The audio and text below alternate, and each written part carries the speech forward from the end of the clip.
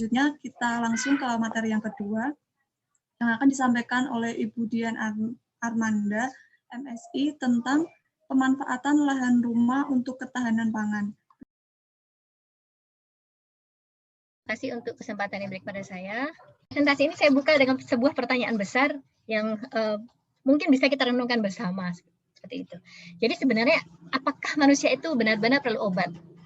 Karena kita hari ini membahas tanaman obat ya, tanaman obat keluarga. Apakah manusia perlu obat? Nah, kalau melihat definisi yang dipaparkan oleh Kamus Besar Bahasa Indonesia ini, yaitu obat adalah bahan untuk mengurangi, menghilangkan penyakit atau menyembuhkan seseorang dari penyakit, maka boleh dibilang manusia normal itu tidak perlu obat. Setuju atau tidak Bapak Ibu? Mas Mbak, setuju nggak? Apakah manusia perlu obat? Jadi, setuju nggak? Setuju, Bu. Setuju. Jadi kalau manusia normal mestinya tidak perlu obat gitu ya. Ya. Iya. Namun kalau kita lihat bersama situasi sekarang ya, seperti masa pandemi juga, seolah-olah itu mengharuskan kita untuk menjaga imunitas tubuh ya, menjaga kekebalan tubuh kita dengan sebaik-baiknya, sehingga kita juga memerlukan atau mengkonsumsi bahan-bahan tertentu, bahan-bahan tambahan tertentu yang pada akhirnya juga bisa meningkatkan imunitas tadi ya, yang seringnya sih kita sebut suplemen seperti itu. Jadi kalau untuk imunitas saya kira itu bagian dari suplemen seperti itu. Nah, kita lihat bersama situasi pandemi, kita perlu menjaga iman, aman, dan imun ya. Ini saya sekaligus kampanye. Mengingatkan lagi. Wajib olahraga teratur, wajib istirahat cukup, wajib tidak panik, bergembira, dan makanan yang bergizi. Nah, ini yang nanti akan saya sambungkan dengan presentasi saya ya, mengenai makanan bergizi. Nah, kita menilik lagi, saya kira di sini mayoritas beragama Islam ya. Jadi kita menilik kembali Al-Quran sebagai pedoman hidup umat. Sebenarnya dia telah mencakup informasi mengenai apa-apa sih yang sebenarnya bisa digunakan sebagai obat alami. Dan Ibnu Sina sendiri, Ibnu Sina di sini saya tulis Avicenna ya, karena dikenal di dunia barat dengan nama itu. Ibnu Sina sendiri dari sejak abad ke-11 itu telah mengembangkan penelitian yang cukup masif ya, cukup banyak, dan juga manuskrip mengenai diet dan makanan itu sebagai obat. Jadi diet kan berarti pola makan ya, dan makanan itu sebagai obat. Jadi ini membuktikan bahwa sebenarnya makanan dan obat itu satu hal yang terpadu. Dia bukan sesuatu yang terpisah. Seperti itu. Makanan dia bisa berkhasiat sebagai obat. Nah, kemudian sang dokter juga memasukkan resep masakan ya, resep makanan seperti itu, yang berkhasiat sebagai obat itu ke dalam ilmu kedokteran sebagai terapi. Sehingga orang itu obatnya adalah makanan sebenarnya seperti itu. Berdasarkan fakta ini kita bisa menarik kesimpulan bahwa menanam makanan yang sehat di rumah sebenarnya adalah menanam obat alami itu sendiri gitu. Makanan tidak hanya bermanfaat sebagai pengenyang tubuh gitu ya, sebagai energi untuk kita bisa menjalankan ibadah, namun juga menjadi obat bagi yang sakit. Nah, yang berikutnya, mari kita menilik lagi sebenarnya apa sih urban farming. Ini saya agak menyinggung yang tinggal di urban ya. Saya harap Bapak Ibu yang tinggal di tepi urban tidak terlalu berkecil hati ya, karena masih masuk tergolong urban farming juga seperti itu, di tepi kota seperti itu ya. Jadi urban farming atau pertanian perkotaan dia sesungguhnya berfokus pada pemenuhan kebutuhan pangan lokal seperti itu. Jadi lebih menyediakan pangan lokal. Jadi tidak perlu muluk ya untuk katakanlah membuat pabrik makanan. Kalau bisa itu luar biasa. Tapi kalau memungkinkan, dan saya kira yang paling memungkinkan adalah setidaknya kita bisa mandiri pangan dari keluarga kita sendiri seperti itu ya. Dan pandemi ini juga cukup memacu produksi lokal sayuran dan buah di seluruh dunia. Tidak hanya dia mengurangi ekspor seperti itu ya, jadi banyak negara yang memberlakukan kebijakan pengurangan ekspor atau pembatasan ekspor, namun juga mempermudah impor karena dengan tujuan supaya bisa memperkuat ketahanan pangan di negaranya seperti itu. Bila ingat kembali prinsip Ibnu Sina yang tadi saya sebutkan, maka sebenarnya menanam pangan di rumah berarti menanam obat ya, seperti itu. Nah, ini adalah contoh tanaman yang hasil panen saya dan teman saya di Belanda ya, selama saya tinggal di Belanda seperti itu. Jadi ketika kita menanam seperti ini sendiri, yang di sana itu kita beli dengan harga mahal, akhirnya menjadi terjangkau dan bisa kita petik sendiri bahkan ya. Kita petik sendiri dari kebun kita di rumah seperti itu. Baik, berikutnya, jadi apakah kita masih memerlukan pembahasan mengenai tanaman obat keluarga? Pertanyaan saya. Karena ketika kita membahas sayuran, buah, kemudian rempah-rempah, semuanya mengandung peran sebagai obat. Sebenarnya semua makanan, semua yang edible ya, edible, yang bisa dimakan manusia, dia sangat mungkin memiliki peran sebagai obat. Meskipun belum seluruhnya, itu kandungan kimianya itu diketahui oleh manusia ya, atau diteliti oleh manusia. Jadi apa yang kita kembangkan sekarang sebagai obat alami itu baru sependek pengetahuan kita memahami kekayaan alam Indonesia seperti itu. Jadi kita ini masih sangat sedikit yang kita pelajari dari alam ini. Nah, sekarang kita bahas sebenarnya apa sih, kita akan membahas apa sih dalam paparan hari ini seperti itu ya.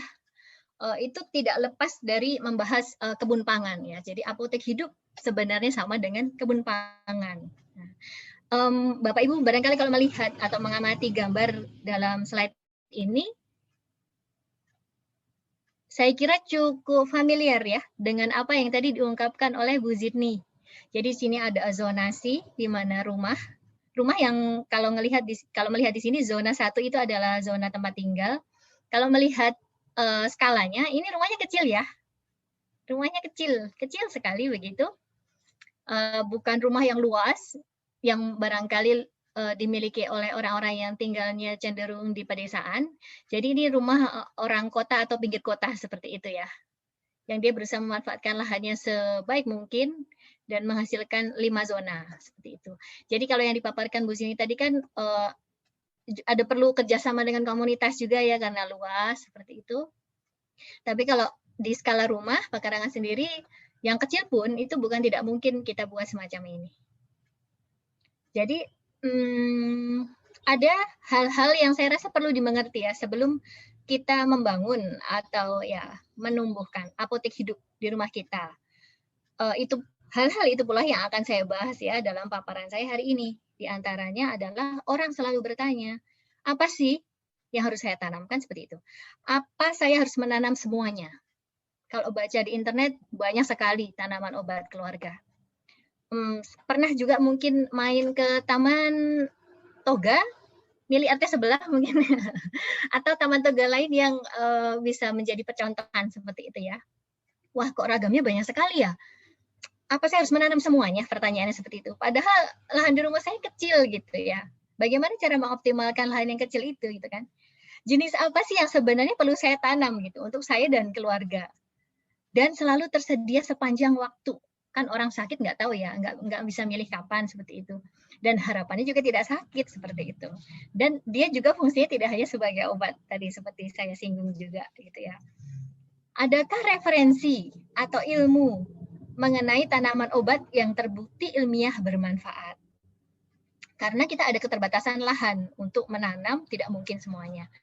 Karena sebagian besar ilmu obat sebenarnya adalah dari nenek moyang dan leluhur kita ya, yang teknologinya terbatas untuk melakukan uji klinis mana sih tanaman yang benar-benar terbukti atau berkhasiat ya, sampai uji klinis seperti itu ya, untuk sesuatu hal. Jadi kebanyakan itu ini loh katanya kumis kucing itu bisa untuk ini seperti itu. Katanya loh jahe itu bisa untuk ini. Semuanya katanya gitu. Jadi tidak ada referensi yang ilmiah ya. Jenis apa yang cocok ditanam, lalu bagaimana teknik penanamannya. Nah, itu yang akan kita bahas hari ini. Ya, beralih ke yang berikutnya.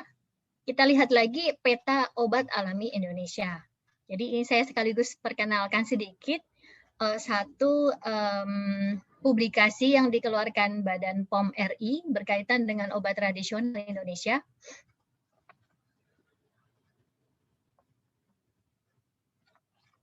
Berkaitan dengan obat tradisional Indonesia.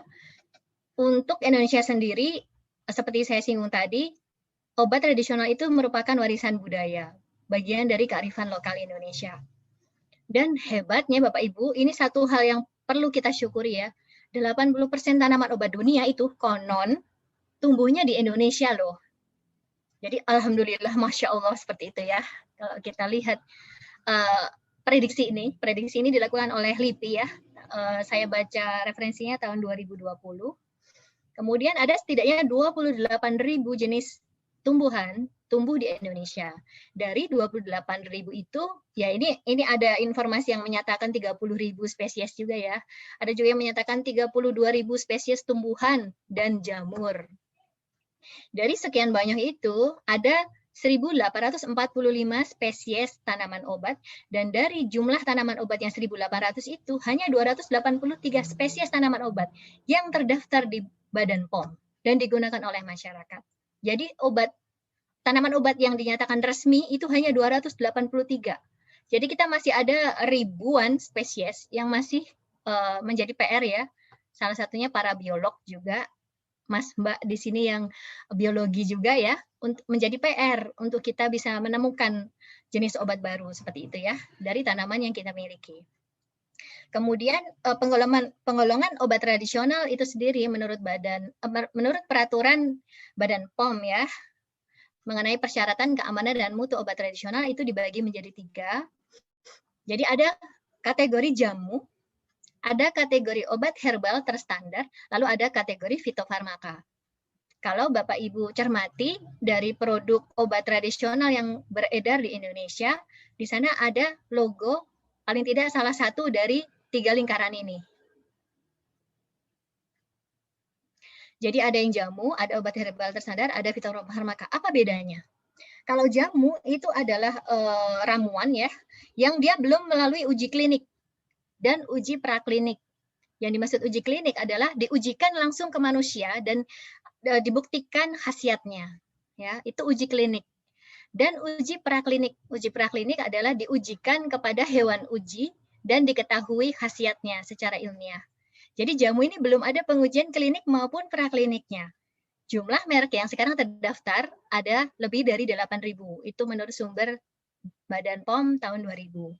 Kemudian obat herbal terstandar, dia sudah melalui uji praklinik, tapi belum melalui uji klinik. Jadi dia sudah diujikan ke hewan uji, namun belum ke manusia, seperti itu. Sedangkan yang fitofarmaka atau yang sudah melalui uji klinik maupun praklinik itu sebanyak 25 merek obat saja. Nah, ini jadi satu pertanyaan besar ya. Kita punya 28.000 spesies tumbuhan. Kita punya 1.845 spesies tanaman obat. Tapi kenapa hanya 25 merek saja yang beredar di Indonesia yang kita punya gitu ya, yang sudah terbukti secara klinis seperti itu. Jadi rupanya kita sangat boleh ya belajar ragam tanaman obat keluarga itu dari produk obat tradisional yang sudah ada gitu. Dari produk yang sudah beredar, karena dengan kita tahu bahwa oh yang ini tuh bukan katanya lagi, ini sudah terbukti secara ilmiah begitu ya, berkhasiat untuk menyembuhkan penyakit ini, katakanlah semacam itu. Nah, mungkin Mbak-mbak di sini ada yang tersenyum setelah melihat slide ini. Barangkali ada yang mengenali ini produk apa. Saya tidak mau sebut merek ya, karena saya tidak iklan begitu. Biasanya mbak-mbak yang mengenal produk ini gitu ya. Jadi ini bagian dari cara kita belajar dari produk obat tradisional begitu. Termasuk bagaimana cara memanfaatkannya gitu ya. Jadi sebagai contoh produk satu ini di sini kita lihat ada logo bintangnya, ada 3. Jadi dia tergolong ke kategori kedua ya, yang dia tergolong obat herbal terstandarisasi seperti itu, OHT. Jadi dia sudah melalui uji praklinis, namun belum melalui uji klinis. Jadi aturan itu menghasilkan level tingkat kepercayaan konsumen pada produk ini seperti itu ya. Nah di sini ternyata komposisinya bisa kita lihat dengan jelas seperti itu ya. Oh ini ada kunyit 30 gram, ada asam jawa 6 gram, gula jawa sekian gram, dan seterusnya. Kemudian air dan bahan lainnya hingga 150 ml, isinya di 150 ml. Lalu ada informasi di produk juga mengenai kegunaan, dan kemudian juga anjuran pemakaian, cara penggunaan seperti itu ya, dosisnya seperti itu. Jadi dari sini bagi ibu-ibu atau mbak-mbak yang kerap memiliki keluhan yang disebutkan di sini ya, keluhan saat haid seperti itu, sangat boleh ya menanam jenis-jenis ini di rumah dan meraciknya untuk kegunaan yang sama. Atas dasar apa kita melakukan itu? Tidak hanya atas dasar, oh kata orang tua tuh seperti ini gitu ya, tapi ini sudah ada buktinya, sudah ada yang melakukan uji praklinis ya untuk obat semacam ini. Gitu. Nah, itu tadi untuk satu contoh produk. Berikutnya saya ingin sekaligus mengkampanyekan ya Bapak Ibu untuk bisa melek informasi, karena tahun 2020 kemarin Badan POM itu mengeluarkan publikasi mengenai jadi ada file ya yang bisa di-download di internet, atau nanti kalau dikehendaki saya juga bisa share, informatorium OMAI ya, atau obat modern asli Indonesia di masa pandemi COVID-19. Ini dikeluarkan di akhir 2020, sehingga dari informasi ini kita bisa lihat sebenarnya boleh dibilang obat tradisional apa sih yang bisa kita percaya gitu ya. Jadi dia mengeluarkan informasi merek-merek yang terdaftar dan juga masuk kategori yang mana seperti itu. Nah, di antara kategori tadi kan ada satu yang paling tinggi ya, yaitu fitofarmaka, yaitu merek obat dari bahan alam yang telah dibuktikan keamanan dan khasiatnya secara ilmiah dengan uji praklinik dan uji klinik. Nah, di antara informasi yang banyak itu ya, saya coba sarikan ke dalam sedikit PowerPoint saya, ada sekitar 3 slide ya. Jadi ada di antara bahan-bahan yang sudah terbukti klinis dan praklinis, itu adalah ini, meniran. Ada yang mungkin punya ini di rumahnya? Ah, bukan di rumah saya, tapi di depan rumah saya gitu ya, sebagai rumput-rumputan, ya nggak sih Bapak Ibu? Jadi rupanya rumput-rumputan yang kita sebut rumput-rumputan ini, dia memiliki peran yang sangat besar ya untuk memperbaiki atau memelihara sistem imun. Ini sudah bukan katanya simbah lagi ya, tapi ini sudah terbukti secara klinis. Sehingga banyak sekali merek, saya tidak mau sebut merek, boleh dicek ke dokumen yang saya maksud ya, merek yang menggunakan produk ini untuk memperbaiki sistem imun. Kemudian ekstrak cacing tanah, nah ini saya agak bingung ya. Katanya Badan POM menyebut ini fitofarmaka dari tanaman obat. Tapi saya nggak tahu kenapa cacing dimasukkan ke dalam golongan fitofarmaka juga gitu ya. Jadi ekstrak cacing tanah dia membantu melancarkan sirkulasi darah. Kemudian daun bungur, dia menjadi terapi kombinasi pasien DM2 seperti itu. Sekali lagi saya ingatkan bahwa fitofarmaka kita hanya 25 yang terdaftar. Jadi tidak banyak informasi ini. Nah, berikutnya ada batang kayu manis. Batang kayu manis di sini terapi kombinasi pasien DM2 dan meringankan gangguan lambung. Jadi yang punya masalah di lambung bisa menggunakan kayu manis. Lalu daun zaitun, ekstraknya dia menurunkan tekanan darah pada penderita tekanan darah tinggi ya, yang ringan. Kemudian daun seledri menurunkan tekanan darah pada penderita hipertensi ringan juga. Demikian juga dengan ekstrak daun kumis kucing. Jadi sudah bukan kata simbah lagi ya, tapi ekstrak tanaman ini memang sudah terbukti secara klinis memiliki efek tersebut. Nah, yang lain lagi ini ya contohnya untuk rematik, lalu untuk meningkatkan kadar albumin, kemudian untuk disfungsi ereksi itu diantaranya. Jadi dari 25 merek itu hanya sedikit Bapak Ibu. Kalau melihat ke sini, berarti sebenarnya kalau tadi kembali lagi pertanyaan kita ya, mana sih yang perlu kita tanam? Karena toga itu banyak sekali gitu. Apakah kita perlu menanam semuanya? Sementara kita tidak menggunakan gitu ya. Itu semua kembali ke Bapak Ibu. Cuman kalau lahan Bapak Ibu sempit, Bapak Ibu bisa utamakan tanaman-tanaman yang memang nantinya akan dibutuhkan oleh Bapak Ibu ya untuk untuk mengobati Bapak Ibu seperti itu. Oh, saya biasa punya masalah lambung. Saya nanam kayu manis bisa nggak ya gitu. Mungkin ini butuh lama ya kayu manis. Oh, saya punya hipertensi. Ternyata pilihannya ada banyak ya untuk ditanam seperti itu. Nah,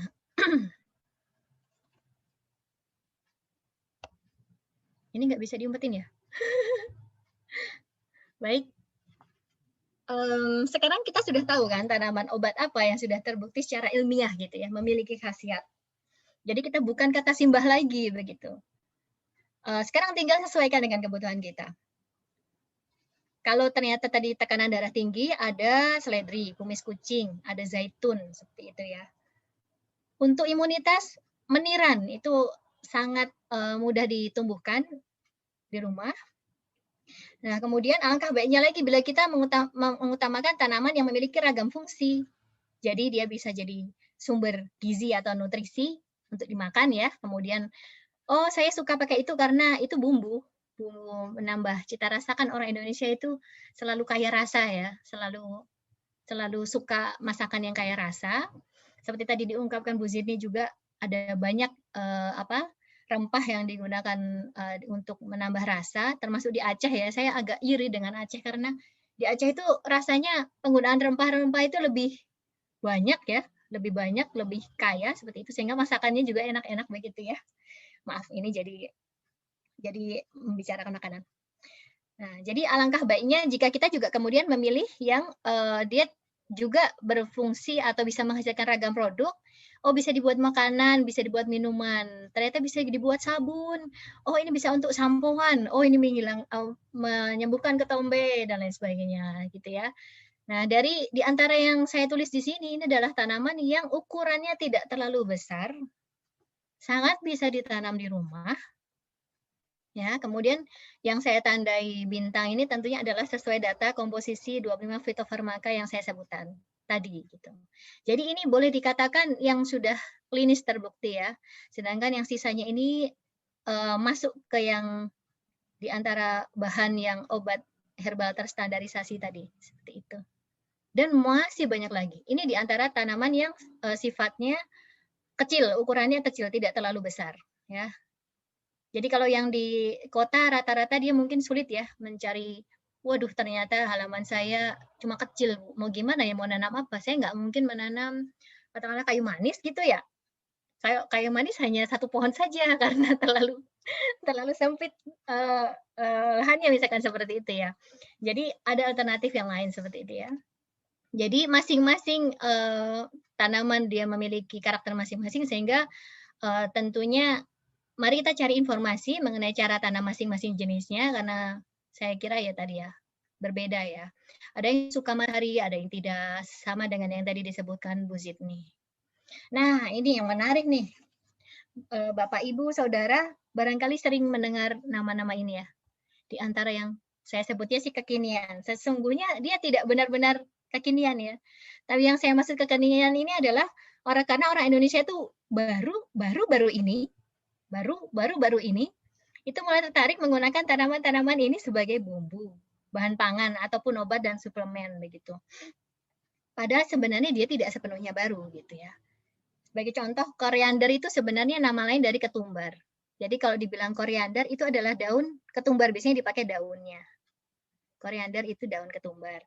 Kemudian basil itu adalah kemangi, cuman kemangi varietas yang biasa hidup biasa ditumbuhkan di negara 4 musim.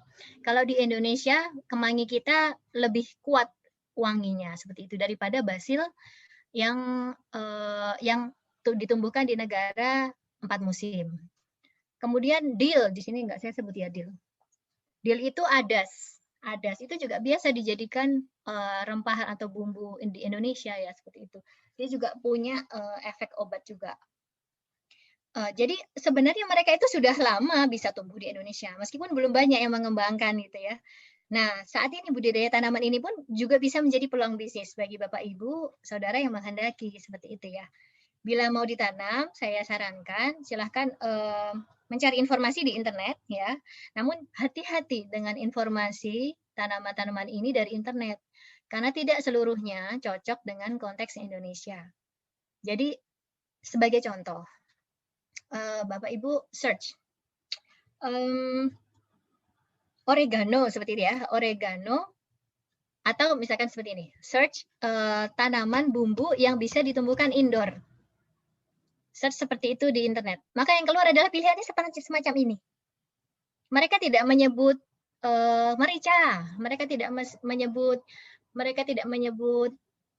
kemangi gitu ya dengan bahasa Indonesia, tidak. Karena rata-rata referensi seperti ini kan banyak dari luar ya. Jadi yang muncul adalah seperti ini. Padahal apakah benar Bapak Ibu kalau tanaman-tanaman ini cocok kita tumbuhkan di dalam ruangan di Indonesia? Mati Bapak Ibu. Atau kalaupun ditumbuhkan di Indonesia, dia kurang, dia harus diletakkan di area yang cenderung terkena sinar matahari seperti itu ya. Jadi agak berbeda cara penanaman di luar dalam artian karena mayoritas referensi itu dari negara yang bukan bukan iklim tropis dengan negara kita yang tropis. Jadi kalau Bapak Ibu search, barangkali bisa ditambah kata kunci semacam mungkin kalau menulis Indonesia itu mungkin jawabannya masih sama ya. Oh, dia bisa ditumbuhkan indoor seperti itu. Kalau Bapak Ibu mungkin masukkan spesifik kota Bapak Ibu gitu ya. Oh, saya tinggal di Aceh, gitu ya. Saya tulis Aceh gitu ya. Ternyata muncul, oh ternyata sudah ada yang menumbuhkan di Aceh. Oh, begini cara merawatnya, cara menanamnya seperti itu. Nah, di antara tanaman ini juga dia juga memiliki ragam fungsi yang cukup menarik juga ya. Dan saya kira bisa juga dieksplorasi bagi yang berminat untuk lebih jauh mempelajari tanaman obat keluarga kekinian ini. Kekinian. Ya kalau di luar negeri disebutnya herbs ya, atau rempah-rempah seperti itu. Nah, sekarang kita masuk ke seperti apa sih bertanam toga. Saya kira ketika saya menyampaikan ini, saya hanya sekedar menambahkan. Kenapa begitu? Karena Bu Zini tadi sudah menyampaikan dari A sampai Z ya, mulai dari penyiapan lahan, sampai persemaian, sampai perawatan, sampai pemeliharaan.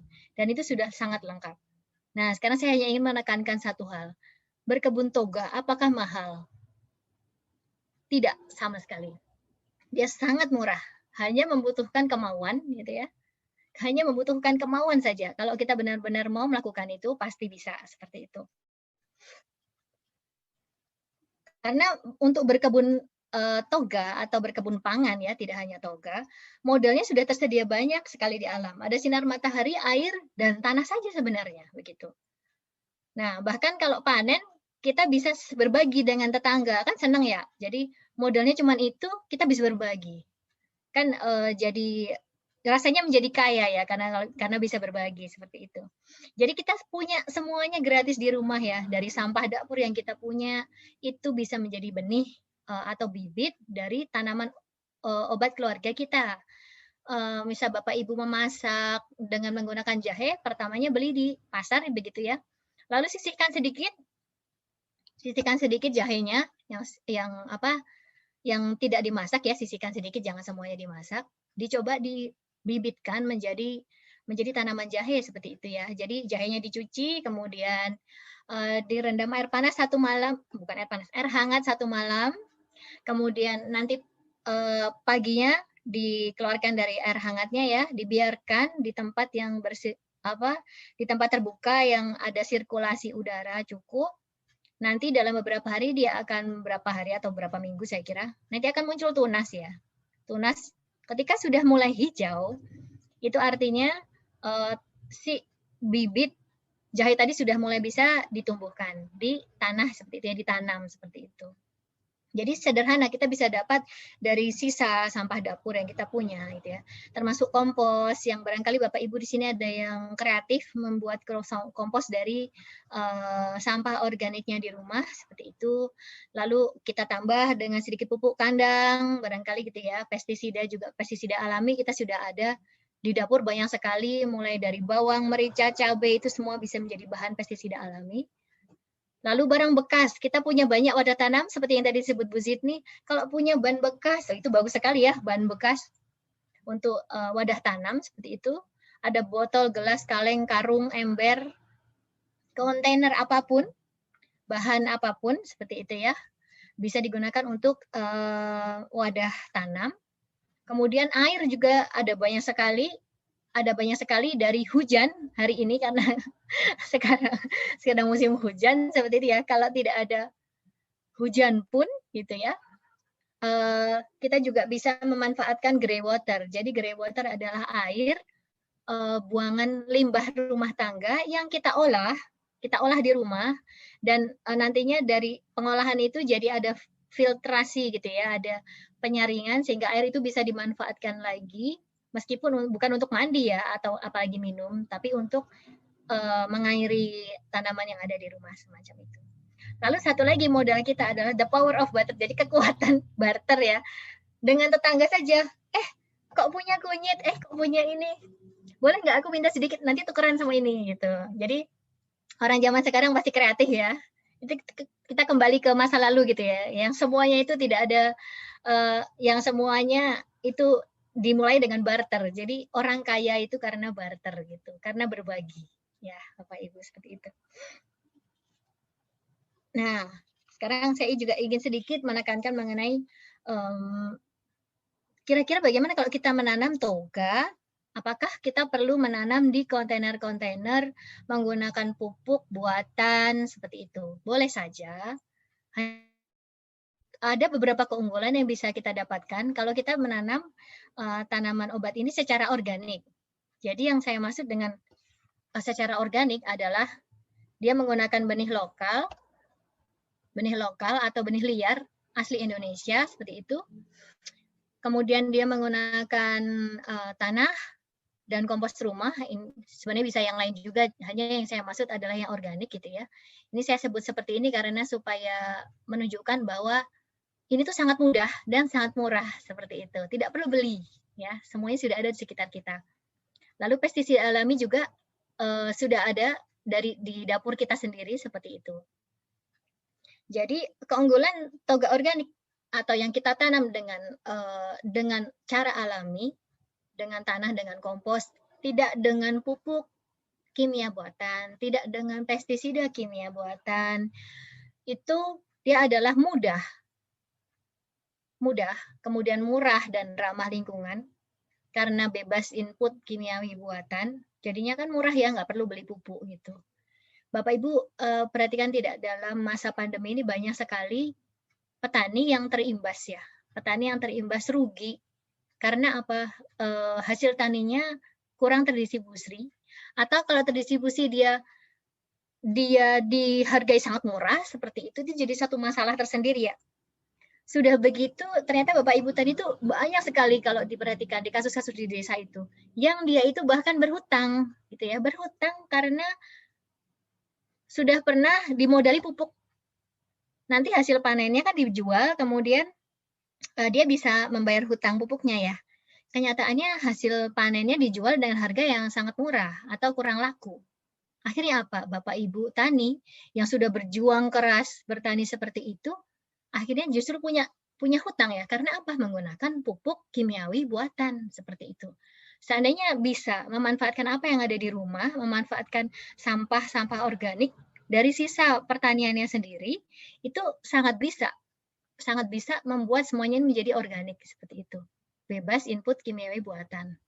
Lalu setelah itu juga produknya sehat untuk manusia dan untuk alam, karena bebas residu kimiawi buatan. Nah, ini ada satu disclaimer, ada satu tapinya ya, mengenai produk organik. Jadi nggak sejauh ya, saya mungkin belum banyak, jadi sependek sepahaman saya mencari tahu mengenai produk organik, termasuk produk tanaman obat organik, tidak ada bukti yang menyatakan bahwa nilai nutrisi atau gizi dari yang ditanam secara organik itu lebih bagus daripada yang ditanam dengan cara yang anorganik. Belum ada bukti ilmiah yang menyatakan seperti itu. Jadi kualitas produknya sama, kurang lebih seperti itu. Kualitas produk dari sisi gizi dan nutrisi itu sama, seperti itu. Namun iya? Tinggal 5 menit. Ya. Namun keunggulannya di sini adalah lebih ke lingkungan. Jadi berkebun sehat, hasil panen sehat, manusia sehat, alam pun sehat. Seperti itu. Nah, masuk ke ragam teknik tanam. Ini mungkin yang menarik ya. Kita bisa mengoptimasi vertikal dan horizontal ruang tanam di rumah kita, termasuk dengan tumpang sari. Kalau misalkan tadi seperti disebutkan Bu Zini, misalkan punya pisang itu kan semusim ya. punya pepaya juga bisa musim seperti itu bisa ditumbang sari dengan banyak tanaman di bawahnya. Jadi dia bisa menjadi peneduh, tapi masih bisa memberikan cahaya juga bagi tanaman yang di bawahnya, tidak sepenuhnya rimbun seperti itu ya. Itu bisa dicoba. Dan pepaya dan pisang itu dua spesies yang cukup bermanfaat juga kan, sering bisa dikonsumsi. Kemudian ada sistem irigasi bisa macam-macam, dari manual sampai yang self irigasi. Kalau mau pakai model irigasi drip seperti di hidroponik juga bisa. Cuman saya sarankan menggunakan yang organik ya. Kemudian dengan diintegrasikan dengan aquaponik juga bisa seperti itu ya. Jadi ada ikan di situ, lalu ada tanaman juga di situ semacam itu. Nah, kemudian langsung ditanam di tanah. Itu yang paling mudah. Di wadah tanam ada banyak tempat yang bisa kita manfaatkan. Baik diletakkan di rak vertikal, digantung terbalik. Nah, ini yang kekinian ini. Kalau mau coba juga boleh. Atau ditempelkan ya kemanapun ruang-ruang kosong di rumah kita seperti itu. Nah, digantungkan seperti ini dia tidak banyak memakan tempat. Kemudian ini contoh yang ditempelkan ke pagar ya seperti itu. Nah, berkaitan dengan estetika. Wah, saya punya kebun, tapi kebun saya berantakan, kebun toga saya berantakan seperti itu. Ini satu contoh desain khusus di mana dengan desain ini Bapak Ibu bisa mengumpulkan seluruh rempah-rempah yang dibutuhkan di dapur ke dalam satu penanaman yang sama. Jadi namanya herb spiral, di mana prinsipnya kita membuat spiral ya, spiral rempah-rempah. Tingginya bisa disesuaikan kebutuhan. Hanya saja saran saya maksimal 1,5 meter karena seperti itu kira-kira jangkauan tangan kita ya, jangan tangan kita dari pinggir ini mau metik yang di tengah sini gitu ya. Jadi 1,5 meter diameternya kira-kira, kemudian tingginya bisa disesuaikan kebutuhan. Kalau di sini disarankan 0,5 meter seperti itu. Nanti dibuat semacam kerucut. Jadi yang ditumbuhkan di atas ini adalah yang tidak terlalu memerlukan banyak air. Jadi yang tanaman yang tidak bisa banyak air ditaruh di atas. Nanti yang tanaman yang butuh banyak air ditaruh di bawah. Kenapa begitu? Karena ketika diairi tentunya yang air dari atas akan lari ke bawah kan, seperti itu ya. Jadi logikanya semacam itu. Lalu letaknya juga, jadi kalau matahari lebih banyak di sisi kanan katakanlah ya, maka tanaman yang ditumbuhkan di sini adalah tanaman yang lebih suka matahari, sedangkan yang di sini adalah yang lebih suka dinaungin atau dengan naungan semacam itu ya. Jadi itu adalah konsep herb spiral. Dengan seperti ini jadi cantik ya taman kita. Jadi ada nilai estetika yang bisa kita coba di situ. Jadi cantik, bukan sekedar lengkap gitu ya, karena beragam. Tadi dari sisi komposisi yang beragam juga seperti disebut Bu Zidni, saya hanya menambahkan ya. Dia bisa mengurangi hama dan saya tambahkan dia menambah keanekaragaman hayati tanah juga ya. Dan tanahnya juga bisa lebih optimal digunakan seperti itu. Nah, ini adalah yang terakhir. Jadi di antara toga bernilai estetika mulai dari yang lahan sempit semacam ini Bapak Ibu ya. Wah, saya hanya punya tembok, nggak punya halaman.